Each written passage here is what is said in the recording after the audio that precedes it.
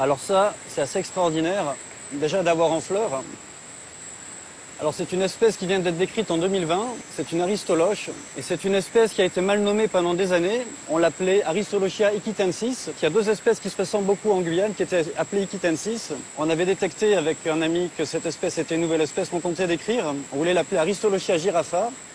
Mais au final, c'est une équipe brésilienne qui l'a décrite toute récemment et elle s'appelle maintenant Aristolochia wankeana. Et donc on la trouve essentiellement au nord de l'Amazonie et son aire de répartition englobe également le plateau des Guyanes. On est ici pour essayer de faire une liste la plus complète possible des espèces qu'on va trouver. C'est déjà se faire l'adiantum. Ouais. Parce que chez les adiantums, les écailles du pétiole, ça peut être assez discriminant. Ah ouais, les marches. La marge est dentée. Ah ouais. Ah ouais, on le voit bien. Ah bah oui, oui. L'objectif de l'herbier, c'est de valider en fait l'identification. Et l'autre objectif, c'est en fait d'avoir des échantillons pour vérifier après si ça correspond bien à la bonne espèce. Il faut quand même dire que sur cette zone de Grosso, c'était terra incognita, on connaissait quasiment rien. C'est une des zones les moins prospectées de Guyane. Donc là, c'est toujours intéressant d'avoir des données, même d'espèces relativement communes.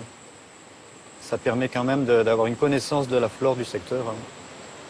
Un des autres intérêts aussi des herbiers, en fait, c'est que, par exemple, des scientifiques qui vont travailler sur un groupe ou un genre particulier, ils vont récupérer l'ensemble des herbiers des différentes zones où ils ont été récoltés, par exemple pour faire des études morphologiques ou génétiques, et qui permet aussi de voir la diversité au sein d'une même espèce. Alors ici, on a Zygocephalum labiosum, qu'on trouve assez souvent autour des savanes roches. Dans le secteur de Grosso, on la trouve uniquement sur ces îlets parce qu'en fait, autour, le couvert forestier est assez homogène et assez fermé. Et sur ces îlets, il y a quand même des conditions lumineuses qui sont vraiment supérieures à ce qu'on peut trouver dans la forêt. Et ça lui convient parfaitement, on trouve là son optimum. Ah ben voilà.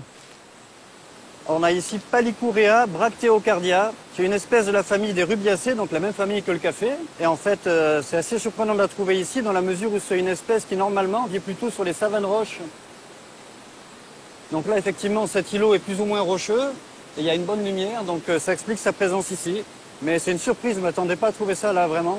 Depuis l'avènement du référentiel taxonomique du muséum, le fameux TaxRef, on peut savoir qu'il existe en Guyane 7000 espèces végétales au total, dont 5500 espèces indigènes, c'est-à-dire des espèces autochtones qui vivent naturellement en Guyane. Le reste sont des espèces qui sont exotiques à la Guyane. Ce qui représente sur un territoire qui fait 1/5 de la France, la diversité de l'ensemble de la France. C'est quand même extrêmement important. Alors on a ici un Henriettea qui appartient à la famille des Mélastomataceae. Alors il faut savoir qu'il n'y a pas d'espèces toxiques dans la famille des Mélastomataceae, que les fruits sont très souvent comestibles. Ça a un petit goût, ça rappelle un petit peu la figue, avec une pulpe assez douce.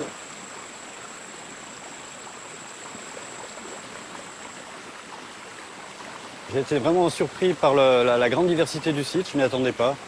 C'est une mission qui est un succès dans la mesure où on a recensé environ 400 espèces, ce qui est quand même pas négligeable à l'échelle d'une petite zone comme celle-là.